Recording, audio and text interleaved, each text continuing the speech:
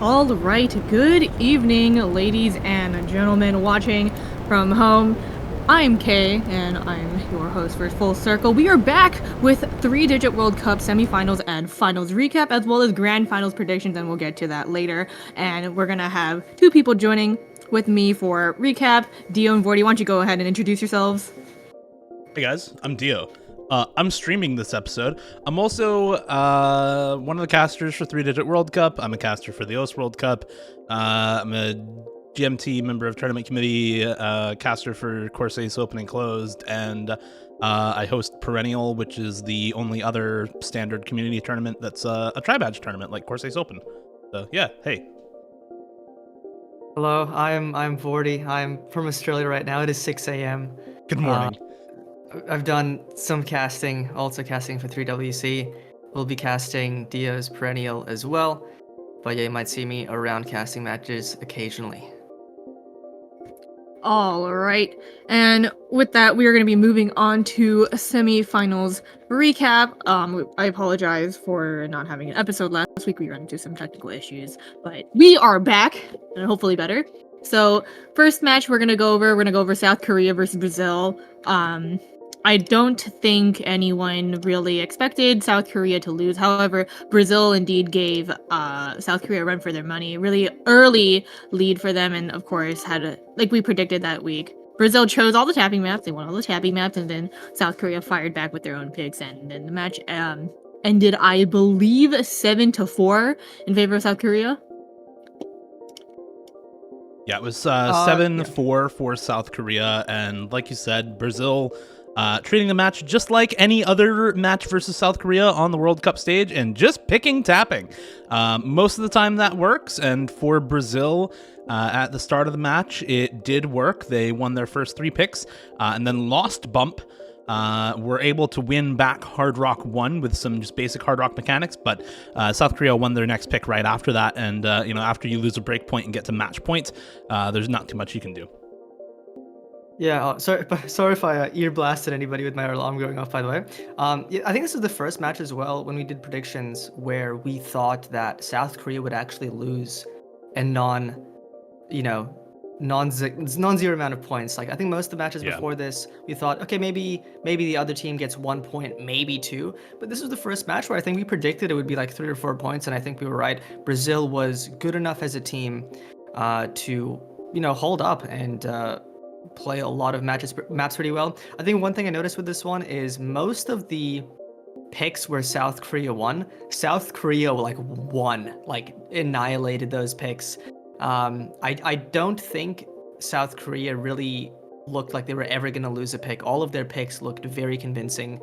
Obviously, just really, really strong at what they're good at. Brazil, meanwhile, even the tapping picks they did win, like, the DT2, they won by like 60k, which obviously still, good job. But South Korea still were always losing on a lot of Brazil's picks, other than I think Jester, which Brazil looked pretty good on. But the stuff like DT1, yeah, Brazil winning by a margin, a small margin, Hard Rock 1 as well. So despite the scoreline, I think this was still a pretty convincing South Korea match. They didn't lose most of their picks, or most of Brazil's picks by much, and they looked really solid on their own picks. So yeah, just South Korea doing South Korea stuff. But still props to Brazil for looking pretty good. Yeah, I mean, worst HR player, #1 performance score for semis weekend. Are we really surprised, at this point? But I mean, still to the next Korean player for the performance of that week, number 11, Amamiya Kokura, and then Korean Moloko is literally right under. So it's not like Brazil didn't put up a fight. They certainly did, especially going 7-4. The closest match that they had at that weekend, of course, finals. We're gonna talk about that later. But congratulations to South Korea, of course. Really front running. But we're gonna be moving on to the United States versus the Philippines, which kind of it was an interesting match, to say the least, because that was 7-3 with the United States winning. But Hyuk really had a stand-up performance. He was number 3 that weekend, and Decaden was actually 5th with Kama shortly after at number 7. So I mean, if that just didn't prove the Philippines' dominance at that point in time, it was actually just really unlucky that they had gone out with the scoreline that they did with the what they did, because some maps were really close in that match. Yeah, they lost the first 4 maps in a row. So you start out down 0-4. It's just really hard to do anything at that point. And they managed to trade picks after that, right? They won their own pick on Hidden One. They got a pick counterpoint on Jester as well, picked by the US. But then they lost 2 in a row after that. They managed to win Energy Synergy Matrix, and then they lose yet again on Hard Rock Tech to the full combo from Decaton, and really just better supporting score from Kama. Like Hyok, Nathan Ram combined are better than Decaton Boshiman on that map, but Kama outscored Ramu by enough that it just didn't matter. So it really came down to like, yeah, Nathan Ram and Hyok are really, really good, but there's just better support from the United States, even on like some of the other maps that were relatively close, right? So unfortunately, just not enough from the Philippines, and that came to bite them later on also. Yeah, it's a tough matchup for Philippines because USA has enough depth that they'll always have a shot at Philippines picks. It's never going to be a free pick for Philippines. Obviously, losing the first 4 maps, getting break pointed on no mod 1 is fair. But getting break pointed on the no mod 3 alt being one of Philippines' greatest strengths is just tough because USA will always have 3 for maps like that. Philippines still doing pretty well, especially that breakpoint on Jester, as Dia mentioned, getting almost 3 million. It's pretty insane. But yeah, unfortunately, USA will always have a solid 3 for pretty much everything. And they'll always have their strengths as well, like the 7.2. USA just such a insane precision team. Like they're never going to lose picks like that against a team like Philippines. But Philippines doesn't have as dominant strengths, but still doing pretty decently against definitely a top 2 team in this tournament. Yeah, unlucky. They had lost, or three maps were incredibly close because they were 70,000-80,000 of score difference. So it could have gone either way. I think that scoreline was a little bit unfair. People might say like, oh, that scoreline was lower than South Korea, Brazil. But if you actually look at the MP, the match, some of the maps were incredibly close, including the one that led to the United States victory to end the match. But it is what it is. Philippines had dropped down to the losers bracket at that point. But before we move on to the next match, quick shout out to Ukraine versus Canada. That match went super quickly. Unfortunately, Canada did not do so hot, and they ended that match going 7-2. Germany versus Chile 7-1. Sweden versus Indonesia. Unfortunately, we had predicted that was like the one match that we predicted wrong, and it was 3-7 Indonesia, and then Hong Kong against Finland 7-1. The potentials, however, after that, Germany versus Ukraine went super close. That was 7-5. Oh, that was quite the match. First of all, can we talk about Dench, or not Dench, Raf GPO? That man just did incredible things that match. I mean, oh yeah, go ahead. Oh yeah, I was gonna say the Raf G played fantastically well. But yeah, both Dench and Raf G playing every single map that entire weekend. Both playing 21 out of 21 maps. Dench averaging 774k, which is ludicrous. Averaging slightly more than worst HR player. Playing 21 maps, almost averaging 800k for every map is bonkers. Raf GPO as well, averaging just under 600k. Fantastic backing player for Dench. I think my favorite statistic for this weekend was in the top 12 PP scores of that weekend. Dench got 6 of those plays. He's just farming in lobby. Just pretty awesome to see. But yeah, Ukraine playing super well. I don't want to toot my own horn here, but I think I did predict that Ukraine would win this one.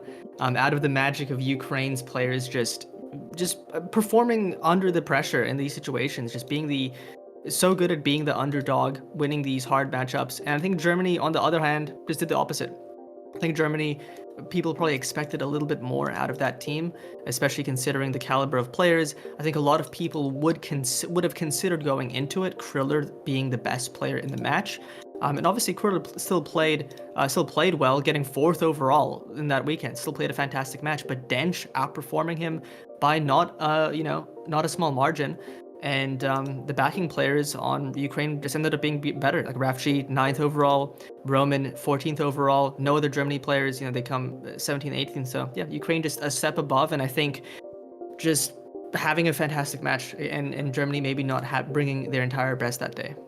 Yeah, I mean, I think a big thing also, like before the tournament started, yeah, on the 3WC channel when we did the tier list, we predicted Ukraine to be a top 6 team. But as the tournament progressed, I think people kind of started to expect more out of Kriller and more out of the other members of Germany as well. And while Kriller performed really, really well, a lot of the times the rest of Germany's roster just wasn't able to keep up with what Ukraine was doing. Between Roman, Dench, and Raf GPO, and Shari Tori also, like, I feel like you can't even point out one particular member of Ukraine anymore who's just really good in carrying them. Maybe Dench. But everyone on that team is just really good. So it's very hard to point to one particular player and say, like, yeah, this player is just hard carrying them, like it is with Kriller on Germany. And when it becomes harder to do that, if the team is still there in semifinals weekend, it's pretty likely that the whole team is just pretty damn good. And that's how it was with Ukraine this year. And I think the performance that they've had this year so far in 3WC and in OWC last year really warrants a lot more respect being put on all their names for tournaments coming up soon. So definitely, if you haven't been paying attention to 3-Digit World Cup, watch some of Ukraine's matches, because these are players who a lot of people don't even really know too well. Like, Dench is top 100 now. Dench is top 100 now? Like, the guy has barely ever hit 2-digit before. Was 56, top 56 in 2021, but is back in top 100 now. And most of the rest of the team is not really super high ranked either. I mean, all of them are 3-digit, of course, but you're not looking at players who you would normally think of when you kind of think of these higher caliber open rank tournaments like you do think of Kriller. So I think a lot of respect needs to be shown to the Ukraine players, because all of them have played really, really well throughout this tournament. Yeah, 100%. I think ever since I started casting and looking more closely at 4WC, 3WC, because I think before that I wasn't really aware of Ukraine as such a strong country. But I think those tournaments last year showed me that these players are cracked, and I think this year they're showing it even more. And especially OWC, the Indonesia Ukraine incident round of 32. Oh, I think God. also did a lot of magic. And Dench will always have a permanent place in my heart for being the only FC on my favorite map in the game. So while he remains that for only FC, I'll always have to shout him out, and all of these predictions. Always root for that team. Yeah, I think Ukraine overall has really proven lately. Even these individuals in other tournaments like Hippo Cup and whatever, they've kind of proven collectively that they are a force to be reckoned with, and they absolutely have, especially against Germany, which was kind of considered their that wall to get over, and they did 7-5. But I mean, congratulations to them, because they had made it to finals, which we are gonna be talking about soon. But before we do that, Canada, Chile, Germany, Sweden, Finland, and Indonesia were eliminated. Hong Kong taking out Indonesia 7-1 for the other potential of that weekend. But yeah, salutations to them. As we move on to the finals weekend, and we you're just talking about Ukraine. Philippines versus Ukraine was basically the foil to Germany Ukraine, because they had gone 7-5 in that match again, and then with Philippines coming on top, and that was quite the feat. Because I mean, I think we didn't predict it last week, but I think had we done so, it would have been really close, simply because it's finals week. There are only 6 teams left. How do you really vote one against the other in that situation? And unfortunately, Nathan Ram was like the player of that game, in my opinion. Yeah, I think when obviously we didn't end up doing predictions this weekend because technical issues. This was a match that was going to be the hardest for me to call, both because I really like these two teams, and I thought this was going to be super close. I couldn't really predict it. I think this is like a type of match where it's just how well do the players play on the day. I think that's really what it comes down to. I think Hyok, obviously still playing well, still getting top 10, maybe played a little bit under expectations, at least in the first half of the map. I think I remember casting this one, and Hyok really got some banger scores towards the end, but maybe having a slower start, especially on stuff like Hidden One, getting bottom score in the lobby, just not really something you expect from Hyok. But Nathan Ram was there to make sure that they were, stuck in the match, FCing Sapphire on Fire, a fantastic score, like getting the best score on the Nomad 1, which I thought was going to be Hyok's time to shine, but it was obviously Hyok still playing well, but Nathan Ram just going bonkers, getting over 800k. Ukraine having some insane scores, like Denchef Sing No Mod 2 is insane. Like that map is inhuman. And stuff like Sherry Tori carrying the DT2, I think, on the 900k. It was a really cool match, but I think just towards the end, things like Nathan Ram and Hyok on Codename, on the DT4, which I believe was Ukraine's pick, and I think that breakpoint was really, really big. Ramu on the Hidden 3 was insane, top scoring the entire lobby on probably their best skill set, but really showing why they're feared on that skill set. But yeah, just an awesome match, absolutely banger of a match. But I think at the end, the Nathan Ram Hyok duo and some really good backing from especially Ramu on a lot of these picks just ended up being a little bit stronger.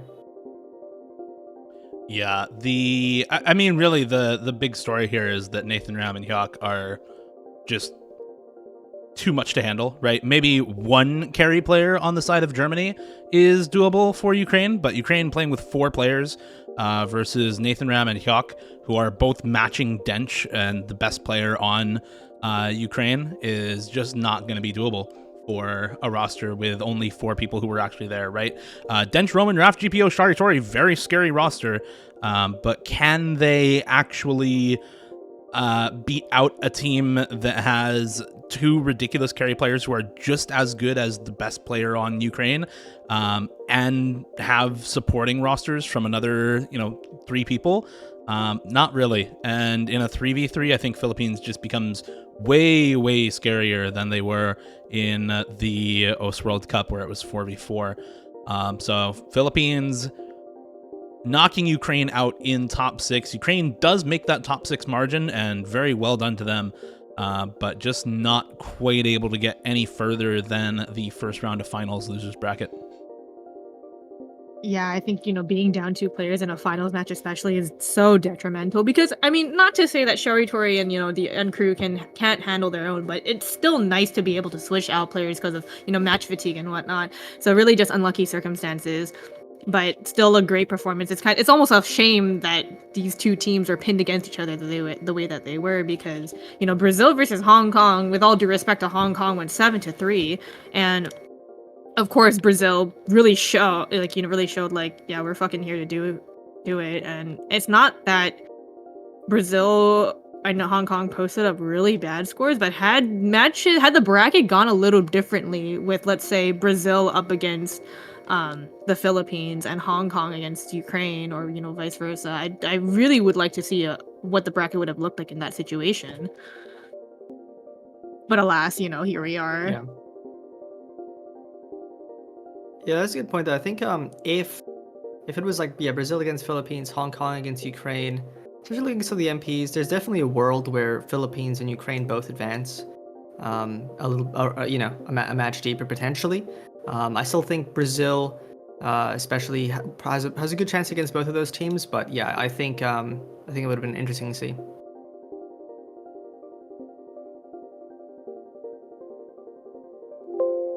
Yeah, I think the one thing is just Brazil has been really, really strong throughout a lot of this tournament so far. I think much stronger than people have really wanted to give credit for since the start, or rather than people expected them to be. I think credit has been given quite a lot, actually, but this Brazil roster has just been really, really strong pretty much all tournament long.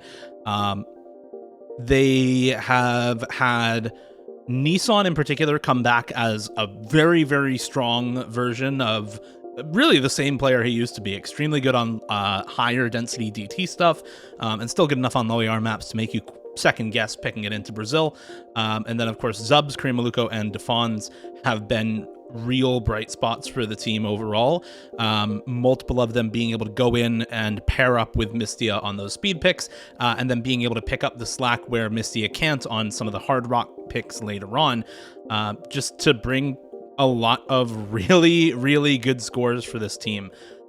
Case in point with the match versus Hong Kong, the first 2 picks for Hong Kong being low AR maps go their way, and then Brazil starts taking breakpoints. They continue to do well on DT maps. They take another breakpoint on hidden because Zubs gets near 500k when everyone else is in the 200k range.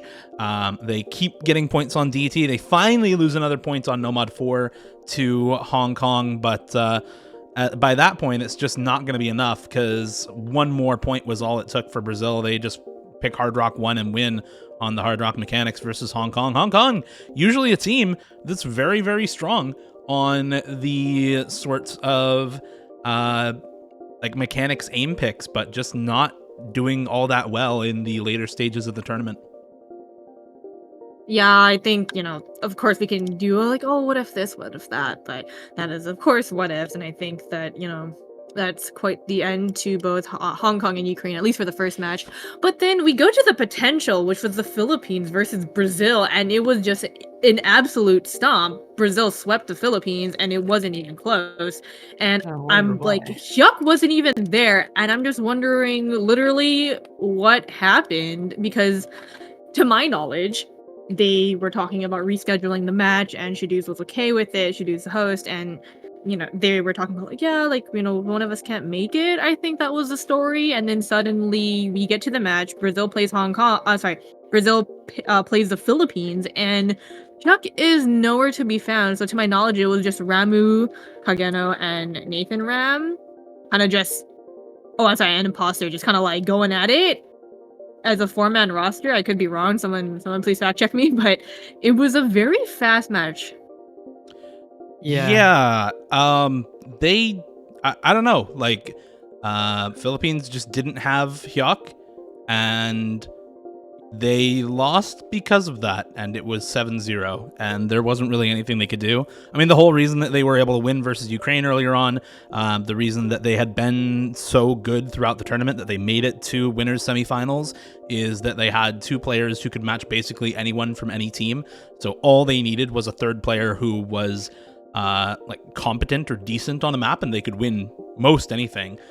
You take that away and you give them only one player who, is a stellar all-rounder who can match pretty much anyone in Nathan Ram. And, well, Brazil has plenty of those themselves, and you're just not going to get that great of a match, unfortunately.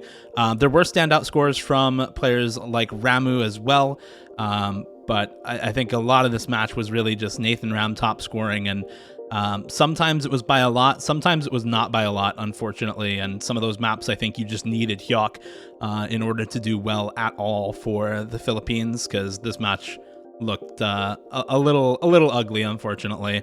And yeah, I think if they had gone through with the reschedule, with Shadouz saying that he was fine with it, with the host saying that it was fine, I think we could have gotten a very different match there. I feel like Brazil probably still might have ended up ahead, honestly. They had very good head-to-head scores, and I think that this match was really hard for the Philippines regardless, with how good the rest of Brazil's team is. But it would have been much, much closer than what we saw. Yeah, I mean, I think looking at this MP, there's 3 maps that I'm pretty sure Hyuk, the Hyuk difference would make them guarantee win that pick. Like Hidden 1, losing by 20k, because, the third on most of these maps for Philippines was just not comfortable, but I think Hidden 1 would have been likely one. I think Hard Rock 1 would have been one, and especially Hidden 3 would have been one. So there's three maps that I think Philippines would have won, with Hyuk being over the third, and then one map, Sapphire and Fire, where if you had Hyuk on the Hard Rock, maybe it makes the difference. It's going to be still tough because Hard Rock is so difficult on the map. You wouldn't get too much score, but that's a doable win as well. So I think would have seen this match be 4-3 or 3-4, depending on Sapphire and Fire, and then it would have gone longer, and from there we would have seen who had more depth, which I think in the end would have still been Brazil. And I think Brazil still likely wins out by a small margin, but yeah, it wouldn't have been 7-0. It would have been something like 7-5, maybe even tiebreaker, but unfortunately we didn't get to see it. Really sucks when you have a team that is based on a really, really strong duo, and half of that duo is just gone.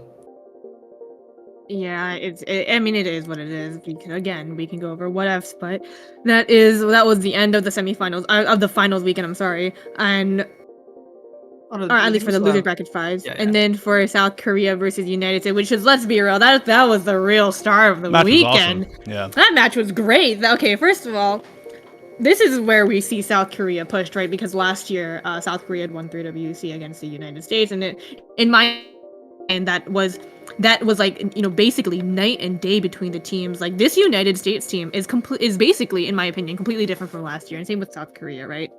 And we're seeing it in finals, that 7-6 scoreline. Unfortunately, South Korea, the United States, they had lost on tiebreaker by about 100, and I think it was like 100K, 115K, and South Korea came out on top. Lol, worst HR player, 700K. You can say all the jokes about it, but I mean, it is what it is.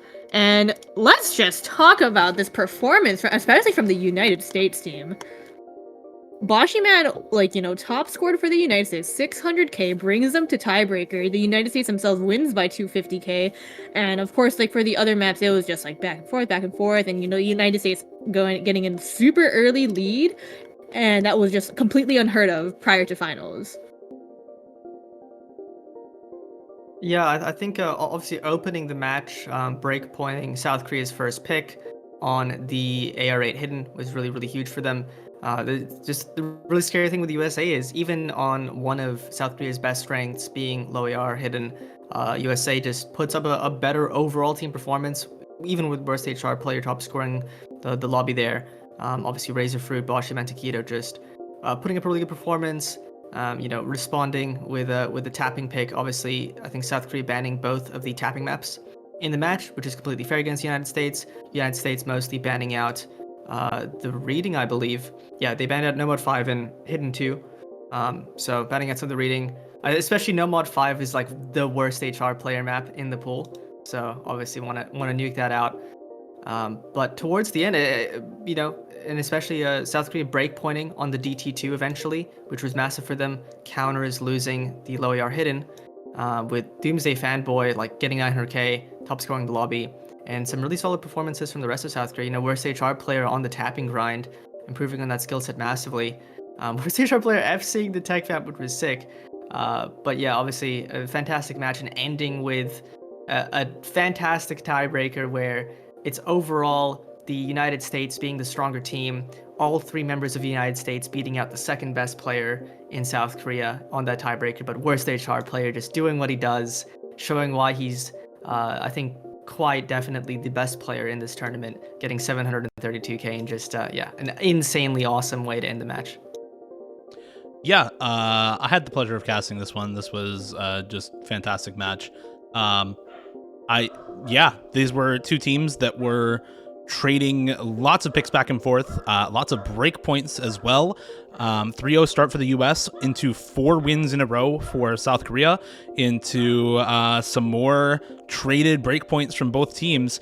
And I don't know, this felt almost like a throwback to OWC, because OWC Grand Finals, Bashiman comes in for R176, top scores the map and brings them to tiebreaker. USA wins tiebreaker. This match, Bashiman comes in for Ultramarine, top scores Ultramarine, and brings them to tiebreaker. But they don't quite get to win the tiebreaker for this one, because worst HR player, on worst a non-mechanics Worst HR player, lol. Yeah, worst HR player on a non-mechanics tiebreaker. Very, very good. Very strong. I just found it interesting how on the tiebreaker, the bottom score of South Korea on the tiebreaker was Jung Young taking hidden. But on the flip side, the top scorer for the United States was Taquito on hidden. And something else about the United States is that I really want to touch on Tallulah. And I'll be honest, I was a little skeptical on this player mainly because I hadn't seen him a lot in tournaments prior. So seeing him on the United States roster at the beginning was a little bit of a question mark. But I think as the tournament went on, he really proved himself, especially on the Fool. Like he took Hard Rock on that and he fucking FC'd. Dude, this man is just proving his worth right here on the 3WC team, and potentially, who knows, in the future maybe we might see him in other super big tournaments. Like if there's anywhere there where you can make a statement, this is the place to do it. And Tallulah is like one of those players that's absolutely crushing it. So I'm really hoping to see more of him in the future, especially in grand finals and maybe even OWC. Who knows? Yeah, he's been really strong for the USA on mechanics in particular. Hasn't been like the kind of all-rounder that a lot of other players are on this team, but he doesn't need to be. Comes, if you can come in for your picks as a mechanics player and still full combo them and do very well, then that's all that's really needed from you. So yeah. I think the specialists on the USA are doing a really good job of like playing their specialist maps well. Like you obviously have Takedo, Decaden, and Kama who play most things as just really solid all-rounders. But then you have Bosch. He goes in, he plays his precision, he plays his reading, pops off. Tallulah plays the tapping mechanics, pops off. Razorfruit, I think in a similar line with Boshi as well. And yeah, they all perform well because it's a lot of pressure when you're a specialist. You're only in for a couple of maps, which extra puts the pressure on you to play those maps well, and they still do well. So yeah, we're a really solid team. Yeah, I think it's going to be a very interesting thing. And with that, we will wrap up finals recap, and we're going to be moving on into the grand finals predictions. And with that, we are going to be introducing 2 more members to our lineup, Sad Shiba and this one guy. Why don't you go ahead and introduce yourselves for us? he is muted. This man forgot to unmute. I'm muted. I'm here. I'm so back. Sorry. Hi, I'm Shiva. Tournament commentator, stuff like that. I've been on Full Circle a few times. Been first time in a while. I've been on Full Circle. First time in like a few weeks, I think. But happy to be on here for our predictions for grand finals. Yeah, looking forward to it. And Aaron? I'm Q1G, and you see me on this a lot. And I might or might not be here in about 30 seconds. So hold tight on me, maybe being here, maybe not. We'll see. We'll see. Unfortunately, we have to Aaron. do a Unfortunately, you had to do a last-minute slot because iFlame's internet went down. But I think we are going to be putting him back in. Sorry, Aaron. So. There's only room for one American here. That's me. Damn. Listen, I can be bro. T1G for an episode. iFlame could be T1G. Oh my god, Exactly. no way. What a flag change. We could run 6, you know? You know how it is. Run All 6 right. just without Actually- iFlame. iFlame is just the ghost of. Anyways, I think we're gonna swap T1G back out for the original person on We're our getting roster. the cam on. We're well prepared. We get to see iFlame's bed sheets because they're always so No. perfectly. They're always so perfectly ironed. You know. Oh, well, I definitely don't, make them look nice just for course ace or anything. No, that's just Oh, how I yes, see yes. things. All right, well, let me change out the tag. Hold on. Let me change this back yet again. Don't do that. Back to I wanna iFlame yet be- again.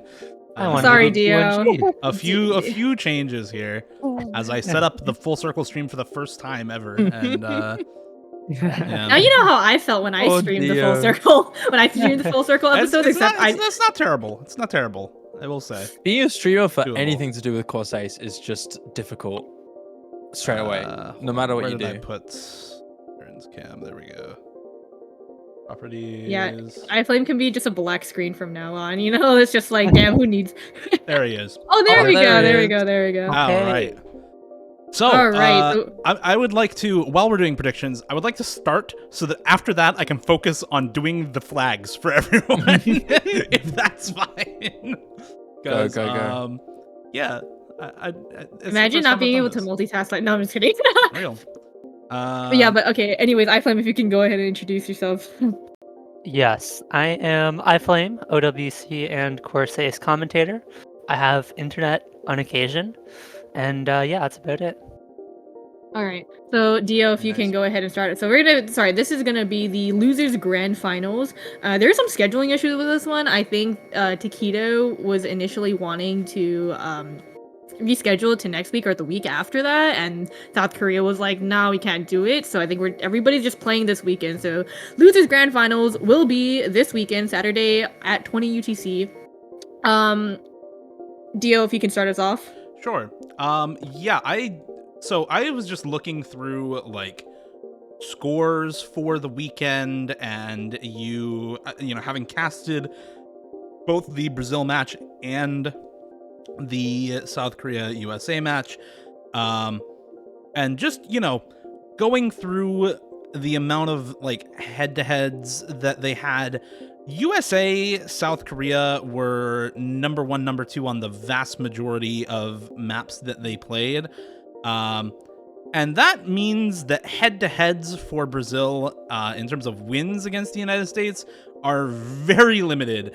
And by limited, I mean USA has head-to-head wins on the majority of maps. Brazil has head-to-head wins on DT1, DT2, and I think there was one map in the no-mod pool. Like a single no-mod. Yeah, no-mod 1, I believe. There we go. Yeah, no-mod 1. For context, they had head-to-head scores on 1, 2, 3, 4, 5, 6, 7, 8, 9, 10, 11 maps. So 3 out of 11 shared maps, the United States or Brazil has a better score than the United States. And the USA and South Korea were number 1, number 2 on the vast majority of maps that they played in this pool. Exceptions to those being things like the DT2, where Brazil is number 1, or some of the Hard Rock picks where Philippines did a little better than South Korea. But in most cases, if they played the map, they were number 1, number 2 in no particular order.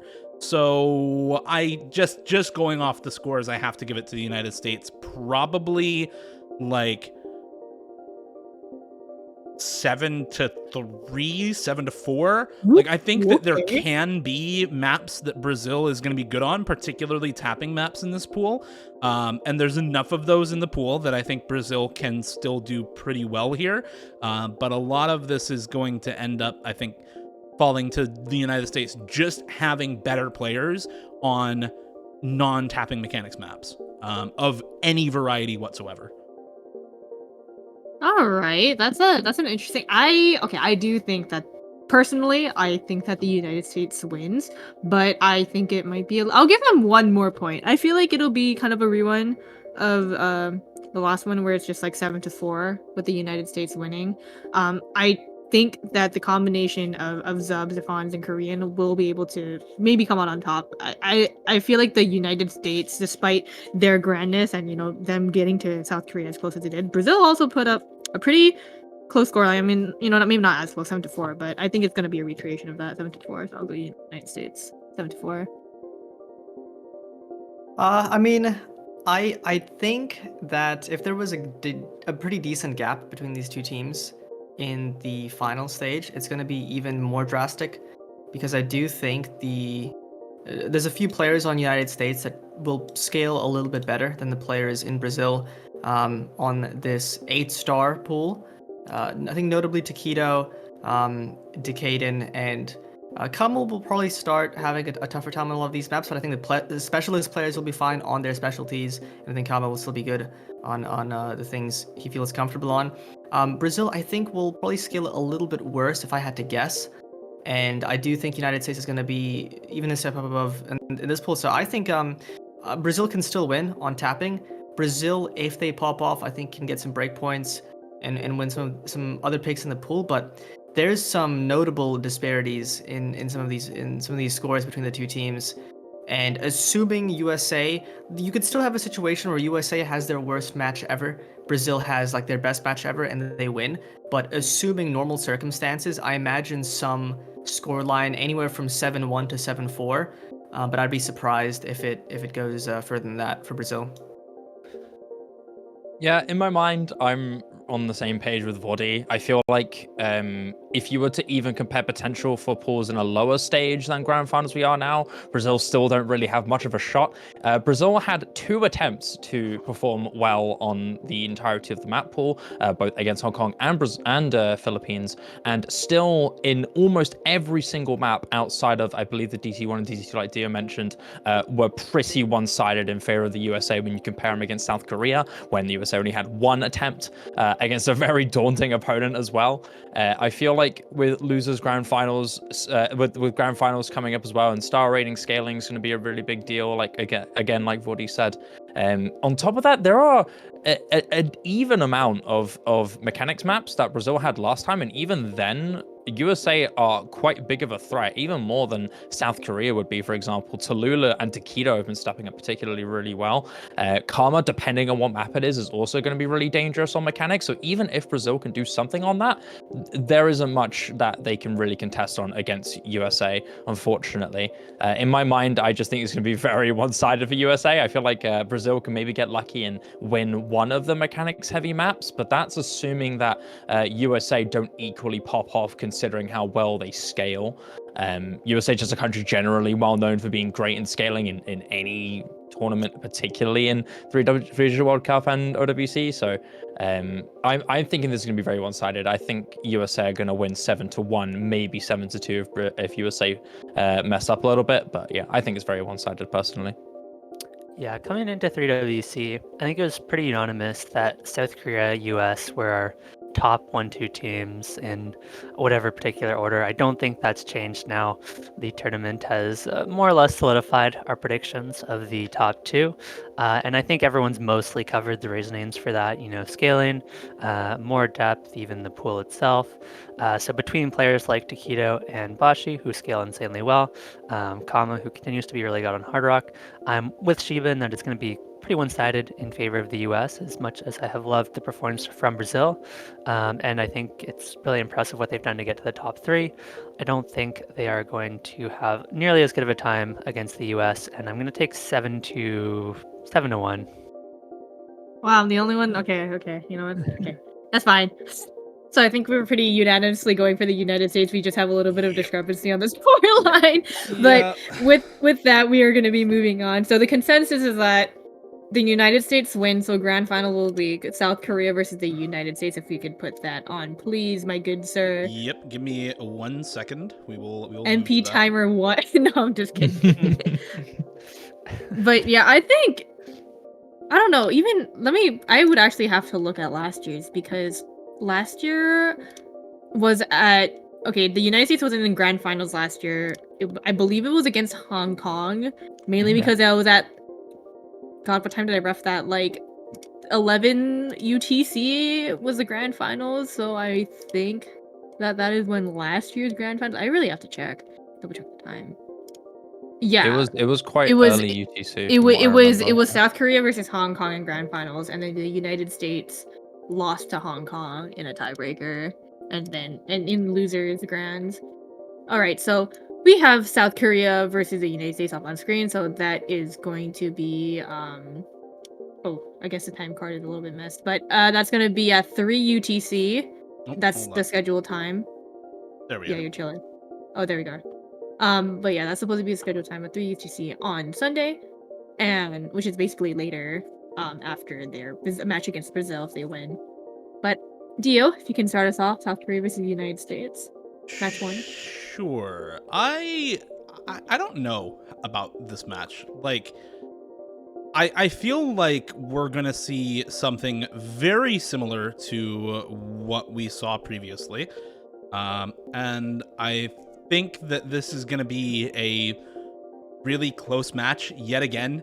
The last match between South Korea and US, you have South Korea losing low approach rate actually to the US to the start, and speed mechanics, and losing a second low approach rate to the US. But then winning on DT2, and then winning tech gimmick and finger control and like alt aim control. So basically anything that wasn't low approach rate they started winning. You'd think that would carry over to DT tech, but USA actually won that. Then you give some aim mechanics to the United States, DT aim to South Korea after that. and then no mod aim to South Korea, and then Hard Rock yet again to the United States. I think a lot of this is going to depend on like mod comfort for these players, right? You have some skill sets that I think go one way or another, right? Tech, alt, aim control stuff you're going to give to South Korea. Tapping mechanics in particular, with lots of higher BPM tapping mechanics or just no mod 2 streams, I think even no mod 2 streams honestly are kind of favored toward or at least like a toss-up. I think if you're looking at the free mod speed, in Everything Will Freeze this weekend, and if you're looking at like DT2, since it's 240 BPM streams yet again, I think those can be tapping map favored toward the United States, but the DT3, the DT1, the no mod 2, I think are all toss-ups. I think a lot of this is just going to come down to like how well both of these teams can do on the particular maps that were picked for this pool. There's more low AR for the United States. I can't believe I'm saying that, but there's more low AR for the United States. But there's also a lot of like aim control in the pool, right? Is the United States necessarily favored on some of these Hard Rocks when Hard Rock 2, Hard Rock 3 are both very, very aim control focused, as opposed to, you know, Hard Rock 3 last week being the precision map was a really mechanics heavy precision pick. I don't know how much that's going to impact the pool overall, especially if there's also like Hidden 2 is 220 BPM speed tech, right? Like there are things that are good and bad considering past weekends for both teams, and I am a little unsure exactly how that impacts everything. I think this match is probably just as close as it was in finals, and the tiebreaker is Palace of Melancholia, so I am going to give it on tiebreaker to South Korea. I think that's how it will go. I think we will see South Korea win this, probably on tiebreaker or in very close fashion. I think bracket reset is absolutely possible. And if I'm wrong, then there's a very high chance that I'm also just wrong. I don't know. I think this is just super close and very hard to call, but based off of the fact that South Korea won last week and they have winner's bracket advantage and the tiebreaker is Palace of Melancholia, I'm going to go South Korea. All right. So as a, so I have a passport in both of these countries, so it's very hard for me to vote, right? So do I vote for the country that's, in my blood, or do I vote for the country that, I'm residing in? But so I'm going to bring up some numbers from last year and also from OWC. Both teams share at least 3 players from this past LWC. So Takedo, Bashi, and Kama, right, for the United States, and then Amamiya Kokoro, Alagrisimo, and worst HR player for South Korea. This is a grudge match. This is a rematch, in my opinion, from OWC. So there's definitely some revenge going on from the United States, and I think that's going to push them into going into grand finals. But last year for 3WC, which the winner was South Korea against Hong Kong, South Korea lost the first match. They lost 7-4 against Hong Kong, and then South Korea subsequently won the bracket reset 7-3, which won them the tournament.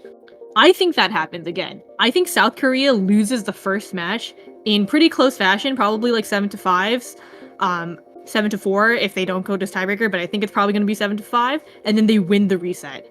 So that's my guess. My guess is that the United States wins the first match to send them to bracket reset, and then South Korea wins the reset itself. So that's my guess. Because not only, I believe in events repeating themselves, Bashi Man last week, finals, bring them to tiebreaker. So I think the same thing might happen. I think that last year's 3WC Grand Finals is going to repeat itself.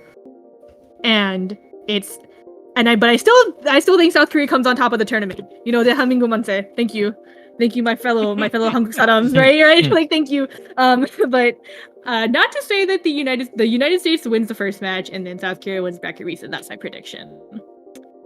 If I'm wrong and the United States wins, then salutations to them, OWC recreation. But I think for 3WC, this is how it goes.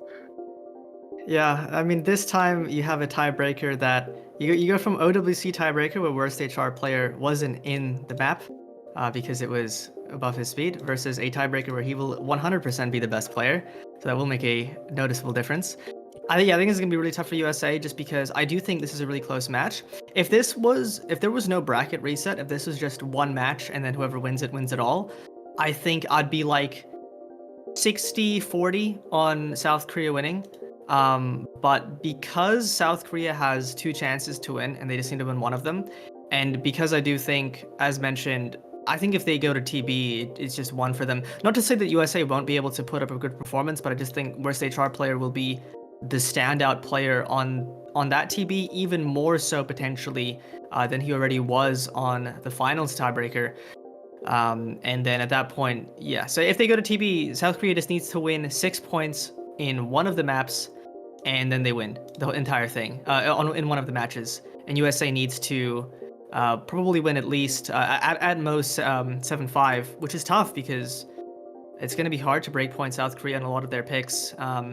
So yeah, I think this is unlikely for USA. I still think there's a world where they win this, but I think overall South Korea just having 2 chances, they're going to be able to see a lot of USA scores on Brazil maps. I think for the USA's benefit, their Brazil match likely won't go too deep. So at most, they're going to be seeing maybe 8 or 9 maps that South Korea will have info on, but that's still really good info. And meanwhile, USA doesn't know any of South Korea's scores on those same maps. So yeah, they have knowledge advantage. They have the cushion of bracket reset. And also, I think that they still are slightly the better team. Because worst HR player, like a lot of the times when you have the pressure on a carry performance, it's tough to always be consistent, but worst HR player has not had a bad weekend, and I don't expect him to have a bad weekend in this grand finals matchup. So yeah, I'm going to give it to South Korea. In terms of the scoreline, I think this could go bracket reset, but I think I wouldn't be surprised to see a 7-5, 7-6 in the first before bracket reset happens. But I do think it'll be close. I don't think this will be less close than a 7-4 either way. Yeah. But yeah, hopefully sure. we see 7-5, 7-6. Okay, because I think a lot of us are probably going to end up predicting South Korea anyway. Shiba and iFlame, I have a task for you as the end cap here. How do the United States beat the odds and win against South Korea in both the first round and bracket reset, right? Oh, here we go, They do Shiva. get to This is your play time to losers shine. bracket finals, so maybe the extra experience from that match helps as well. Okay, so do you want to start, iFlame? Because I have a little thing to point out, but it's You go ahead then. Okay. I'm ready to follow up. Okay, so obviously South Korea, first of all, the matchup in terms of both teams was volatile. It was all over the place. There was no certainty, which is a very common theme with this team's matchup. But if there was a pattern that I noticed is that whenever there was a score where worst HR player top scored, outside of maybe 1 or 2, it was always either Takedo or Dekaden who ended up matching up to his scores, which obviously this is final stage and scaling might be a different matter. I feel like Forum can scale better than anybody, but there were a lot of maps here that were tightly done from both players. But if Worst HR Play got the top score in South Korea, a good like 75% of these maps, Worst HR Player was seriously battling Dekaden or Takedo. It was always one of those 2 players. So if either of those guys can pop off immensely in this match, then they're going to be able to contest Worst HR Player before they can get to tiebreaker and potentially win. That being said, that's going to be difficult. Mechanics maps is an option. Tallulah is that big trap card that you can abuse in those mechanics maps. But then again, South Korea can just ban 2 of those maps and boom, you're down one of your biggest strengths. I feel like in this pool, Dekaden is USA's biggest hope. He is the only player in my mind who can contest Worst HR Player on the majority of the maps, especially to do with No Mod and Hard Rock.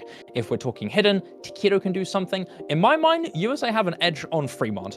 Takedo is far and away one of the best free mod hidden players just in the game at the moment. Dekaden and Boshi can play around each other depending on which free mod it is.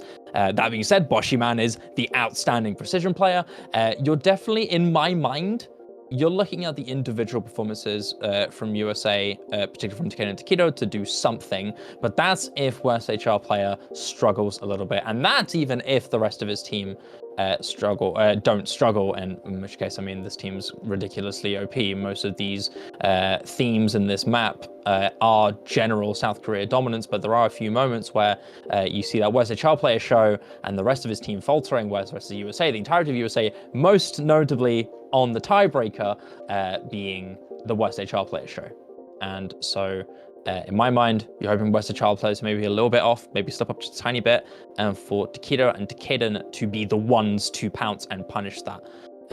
But that's all I see. I don't think the rest of USA are gonna have performed, especially in final stage, well enough to be able to contest the best players in South Korea. I'm really looking at those two USA carries to do something, but that's the only way I see USA winning. I think South Korea are going to be winning this game 1, probably 7-5 in my mind. Yeah, that's my call.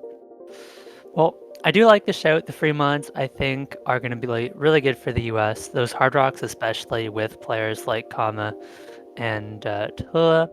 I mean, as well as just Takedo, right? If you look at some of the scores last week, especially that tiebreaker, it was just worst HR popping off, and outside of worst HR player, it was the supporting members of the US that had the better supporting scores. So all it takes is one player, whether that be Decaton or Takedo, to match worst HR player.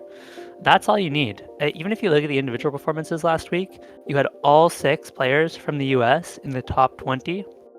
Whereas on the side of SK, you had Allegrissimo, Fragrance of Page, as well as Zhang Wuyang, all dropping outside of the top 20.